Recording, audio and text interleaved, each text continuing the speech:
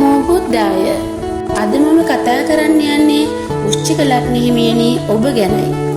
වෘශ්චික ලග්නෙන් උපන් ඔබ ගොඩක් උස මහත නැති මධ්‍යම ප්‍රමාණයේ ශරීරයක් ඇති අයවි.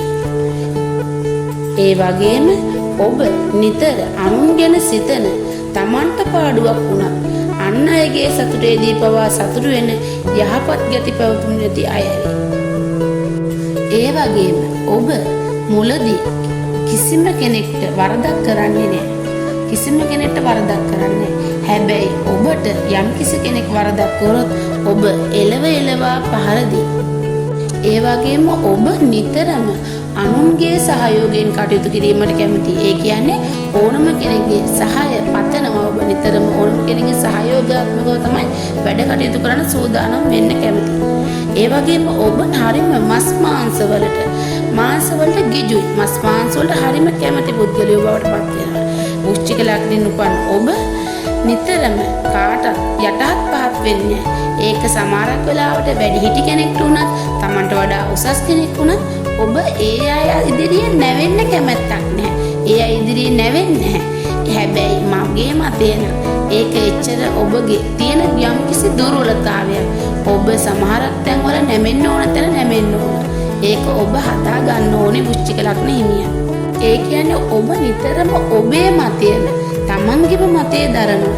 ඒ වගේම ඔබ නිතර දැඩි තීරණ ගන්න. හරිම ආත්ම ශක්තියක් තියෙන ඍජු තීරණ වලට යන තමා තුළ හොඳ ආත්ම අභිමානයක් තියෙන ගුණයහපත් අය වෙනවා. නිතර අනිත් අයගේ සතුටේදී අනිත් අයට පිහිටුපකාර වෙන අසරණයන්ට උදව් කරන ගති පැවතුම් ඔබ තුළ තියෙනවා. ඒ වගේම වෘශ්චික ලග්නෙන් උපන් ඔබ හරිම ආගම දහමට නැඹුරුයි. ආගම ධර්මයේ කෙරෙහි හොඳ භක්තියක් තියෙන පුද්ගලයන් වෙනවා. ඒ වගේම වෘශ්චික ලග්නෙන් උපන් ඔබට පහසුවෙන්ම සැහැදෙන ලෙඩ රෝග නම් සෙම් රෝග, මුත්‍රා රෝග, බඩේ අජීර්ණ, හන්දිපත් වේදනා, දන්ත රෝග, ඒ වගේම සාමාන්‍යයෙන් ඔබ 30ට වැඩි අය නම් එතකොට ඔබට දීර්ඝ කාලින වකුගඩු රෝග, එතකොට තුනටි ආබාධ, තුනටියේ වේදනා, ඒ වගේ දේවල් හට ගන්න පුළුවන්. ඒ වගේම පපුවේ වේදනා, ඒ වගේ දේවල් හට ගන්න පුළුවන්.